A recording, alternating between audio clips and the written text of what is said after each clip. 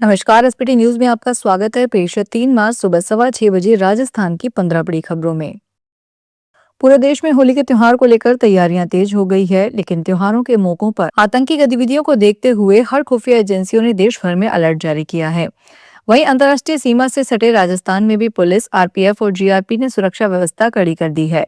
Police मुख्यालय की ओर से भी होली के त्योहार पर सुरक्षा व्यवस्था को बढ़ाने के लिए निर्देश जारी किए गए हैं।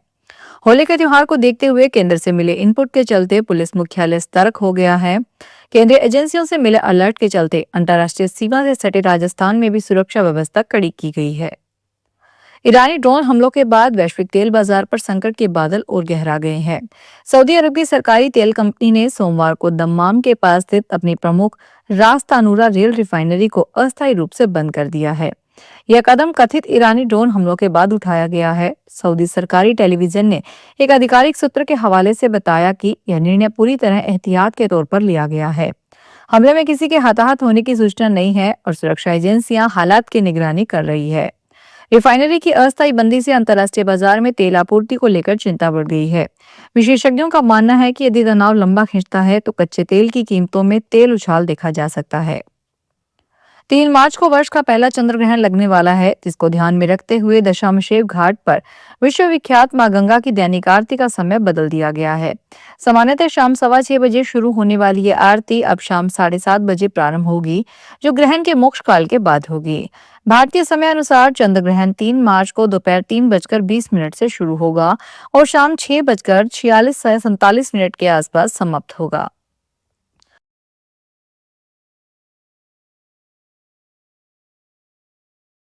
होली पर संभावित आतंकी गतिविधियों के बारे में खुफिया एजेंसियों से मिली जानकारी के बाद पूरे देश में जारी अलर्ट के बारे में बताता है। यह विशेष रूप से राजस्थान में सुरक्षा उपायों को कड़ा करने और जयपुर में पुलिस द्वारा की जा रही अतिरिक्त निगरानी पर केंद्रित है। पाठ में शांति समितियों के साथ बैठकों, आदतन अपराधियों की निगरानी और अतिरिक्त पुलिस बल की तैनाती का भी उल्लेख है। डीसीपी नॉर्थ करण शर्मा ने बताया कि होली के दौरान शराब पीकर उत्पात, पर्यटकों से छेड़छाड़ और कानून व्यवस्था बिगाड़ने वालों पर सख्त कार्रवाई की जाएगी। नारकोटिक्स कंट्रोल ब्यूरो जोधपुर, राज्य की एंटी नारकोटिक्स टास्क फोर्स और उदयपुर पुलिस ने संयुक्त कार्रवाई करते हुए ऑपरेशन अंतस्फोट के तहत उदयपुर जिले के कोटड़ा क्षेत्र में 3 गांवों में 170 एकड़ जमीन पर अफीम की खेती पकड़ी। उच्च गुणवत्ता वाली अफीम के करीब 5 लाख पौधे उखाड़कर नष्ट किए गए। इन पौधों से बाजार से लगभग 275 करोड़ रुपए की अफीम आने की आशंका थी। एनसीबी के क्षेत्रीय निदेशक घनश्याम सोनी ने बताया कि उदयपुर जिले के कोटड़ा क्षेत्र के सामोली खूना और पीपली गांव में भारी मात्रा में अफीम की खेती किए जाने की सूचना मिली थी। उज्जैन के महाकाल मंदिर में लेडी गार्ड और राजस्थान के श्रद्धालुओं को लेकर आए पंडित के बीच एंट्री को लेकर विवाद हो गया। दोनों के बीच बहस होने के बाद अपशब्द कहे गए, झूमा झटकी भी हुई। इसका वीडियो भी सामने आया है। इससे मंदिर के गेट नंबर 1 यानी अवंतिका द्वार पर पंडित कमलेश शर्मा और महिला सुरक्षा कर्मी ज्योति परमार के बीच बहस होती दिख रही है। आरोप है कि गार्ड ज्योति ने पंडित शर्मा और उनके साथ आए श्रद्धालुओं को गालियां और धमकियां दी। वहीं वीडियो में शर्मा भी ज्योति से विवाद करते नजर आ रहे हैं।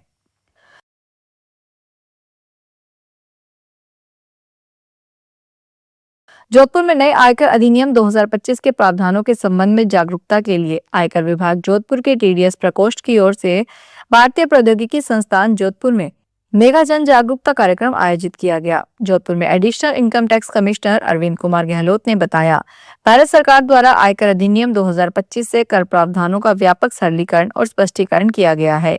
इससे करदाताओं को सुविधा और पारदर्शिता सुनिश्चित होगी। उन्होंने बताया, नए अधिनियम में आकलन वर्ष और पूर्व वर्ष की व्यवस्था के स्थान पर एकीकृत टैक्स ईयर की अवधारणा लागू की गई है। इससे करदाताओं के लिए प्रक्रियाएं अधिक सरल और स्पष्ट होंगी। जयपुर स्थित प्रदेश की सबसे बड़ी सब्जी मंडी मुहाना थोक सब्जी मंडी में आज सब्जियों के भाव नरम गरम नजर आए। आज थोक मंडी में टमाटर सस्ता बिका, वहीं बारीक हरी मिर्च महंगी बिकी। इनके अलावा अन्य सब्जियों के भाव सामान्य नजर आए। दूसरी ओर मुहाना आलू प्याज मंडी में आज आलू प्याज के दामों में उतार चढ़ाव आया। आज आलू जहां 2 रुपए महंगा होकर आज 5 से 9 रुपए के बीच बिका, वहीं प्याज के दाम आज 8 से 15 रुपए के बीच रहे। देश भर में होली की तारीख को लेकर जारी कंफ्यूजन के बीच नेशनल स्टॉक एक्सचेंज और बॉम्बे स्टॉक एक्सचेंज ने अपनी छुट्टियों का कैलेंडर साफ कर दिया है। शेयर बाजार मंगलवार 3 मार्च 2026 को होली के अवसर पर बंद रहेंगे। मंगलवार को शेयर बाजार पूरी तरह बंद रहने के साथ ही मल्टी कमोडिटी एक्सचेंज भी सुबह के सेशन में बंद रहेगा। हालांकि निवेशकों के लिए शाम का सेशन खुला रहेगा। एमसीएक्स पर ट्रेडिंग शाम 5 बजे से रात 11:55 तक होगी।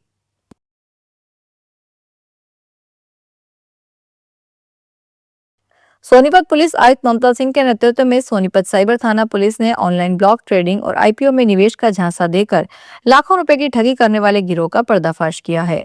पुलिस ने अहमदाबाद, अलवर और जयपुर में छापेमारी कर 6 आरोपियों को गिरफ्तार किया। आरोपियों ने सोनीपत निवासी एक व्यक्ति से 56,18,000 की साइबर ठगी की थी। पुलिस प्रवक्ता एएसआई रविंदर सिंह ने सोमवार को बताया कि सोनीपत पुलिस ने तकनीकी विश्लेषण के आधार पर अहमदाबाद, अलवर और जयपुर में दबिश दी।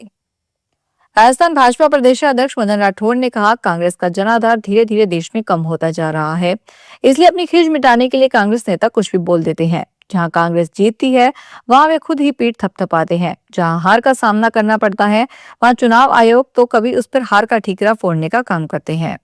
राठौड़ सोमवार को पाली में कांग्रेस नेता गोविंद सिंह डोटासरा के चुनाव आयोग पर सवाल खड़े करने के मामले में कहा कि चुनाव आयोग स्वतंत्र संस्था है, उस पर आरोप लगाना लोकतंत्र की हत्या जैसा है।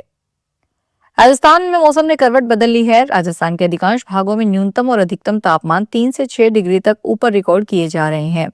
राज्य में सबसे ज्यादा अधिकतम तापमान बाड़मेर में 36.5 डिग्री सेल्सियस रिकॉर्ड हुआ है, जो करीब सामान्य से 4.5 डिग्री ऊपर है। इसके अलावा अगले एक सप्ताह के दौरान राजस्थान के तमाम भागों में मौसम शुष्क बना रहेगा। वहीं न्यूनतम और अधिकतम तापमान में 2 से 3 डिग्री की बढ़ोतरी होने की संभावना है। फिलहाल यदि देखें तो गुजरात और आसपास के लगने वाले अरब सागर के क्षेत्र के ऊपर अपर एटमॉस्फेरिक लेवल्स में एक एंटी साइक्लोनिक फ्लो डेवलप हुआ है।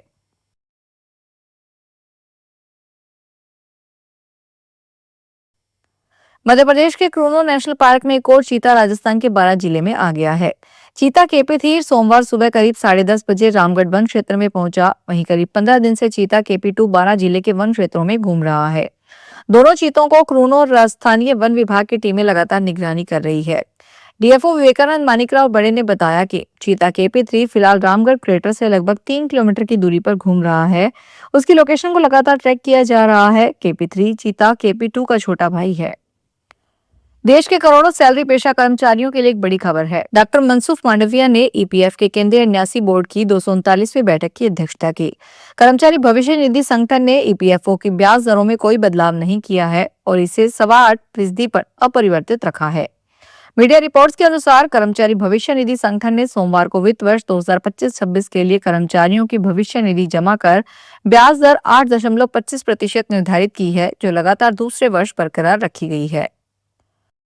डूंगरपुर जिला स्पेशल टीम ने नेशनल हाईवे 48 पर स्थित एक होटल में छापा मारकर 20 कार्टन अवैध शराब जब्त की है। इस कार्रवाई में एक आरोपी को भी गिरफ्तार किया गया है। जिले में अवैध गतिविधियों पर अंकुश लगाने के लिए गठित डीएसटी टीम लगातार निगरानी कर रही थी।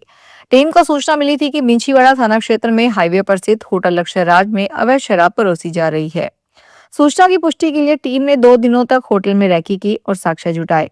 सूचना पुख्ता होने के बाद टीम ने होटल लक्ष्य राज में दबिश दी। तो ये थी राजस्थान की 15 बड़ी खबरें। अगर आपको हमारा बुलेटिन पसंद आया हो तो वीडियो को लाइक करें, अपने दोस्तों से शेयर करें और चैनल को सब्सक्राइब करना ना भूलें। फिर मिलेंगे नई खबरों के साथ। धन्यवाद।